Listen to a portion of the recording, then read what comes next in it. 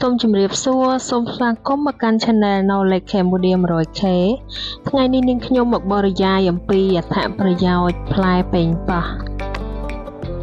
ជាការពិតណាស់អត្ថប្រយោជន៍សុខភាពរបស់ប៉េងប៉ោះមានដូចខាងក្រោមប៉េងប៉ោះមិនត្រឹមតែជាបន្លែដែលប្រើប្រាស់ជាទូទៅប៉ុណ្ណោះទេតែវាក៏ជាប្រភពដ៏អស្ចារ្យនៃវីតាមីនរ៉ែអាហារនិងសារធាតុល្អផងដែរខាងក្រោមនេះគឺជាអត្ថប្រយោជន៍សំខាន់ៗរបស់វា 1. ប្រភពវីតាមីននិងរ៉ែអាហារដ៏សម្បូរបែបវីតាមីន C បង្កើនប្រព័ន្ធភាពស៊ាំនិងជំងឺនិងជួយធ្វើឲ្យស្បែកមានសុខភាពល្អវីតាមីន K មានសារៈសំខាន់ណាស់សម្រាប់សុខភាពឆ្អឹងវីតាមីន A ការ៉ូទីនគាំពារភ្នែកនិងជួយឲ្យចក្ខុភ្លឺស្វាងល្អប៉ូតាស្យូមជួយគ្រប់គ្រងសម្ពាធឈាមនិងថែរក្សាសុខភាពបេះដូង Folic acid ចាំបាច់សម្រាប់អៀលថ្មីនិងមានសារៈសំខាន់សម្រាប់ស្ត្រីមានផ្ទៃពោះ 2. ប្រភពសារធាតុពុលដ៏ខ្លាំងក្លាលីកូផែនជាសារធាតុពុលដ៏សំខាន់បំផុតក្នុងប៉េងប៉ោះដែលបានបង្ហាញឲ្យឃើញថាអាចកាត់បន្ថយហានិភ័យនៃជំងឺមហារីកក្រពះនិងមហារីកក្រពះពោះវៀនវាក៏ជួយកាត់បន្ថយកូលេស្តេរ៉ុលមិនល្អ LDL ផងដែរ 3. ល្អសម្រាប់ស្បែកវីតាមីន C ដែលមានច្រើនក្នុងប៉េងប៉ោះគឺចាំបាច់សម្រាប់ការផលិត Collagen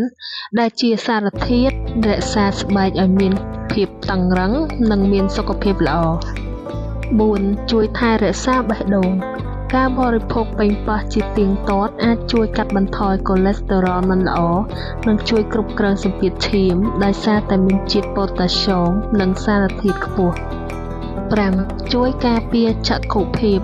វីតាមីន A និងវីតាមីន C ក្នុងប៉េងប៉ោះជួយការពារភ្នែកពីពន្លឺយក្សនិងកាត់បន្ថយហានិភ័យនៃជំងឺទាល់ភ្នែកដែលកើតឡើងពីភាពវ័យចំណាស់ 6. ជួយក្នុងការត្រួតទម្ងន់ប៉េងប៉ោះមានជាតិទឹកច្រើននិងជាតិអាហាររលួយទាបប៉ុន្តែមានរសជាតិឆ្ងាញ់ដែលធ្វើឲ្យវាក្លាយជាអាហារបន្ថែមដ៏ល្អសម្រាប់អ្នកដែលកំពុងសម្រកទម្ងន់ 7. ល្អសម្រាប់រាងកាយសរសៃទឹកក្នុងប៉េងប៉ោះអាចជួយការពារជំងឺរលាកសរសៃនិងជួយឲ្យស្រួលតងសរសៃមានសុខភាពល្អ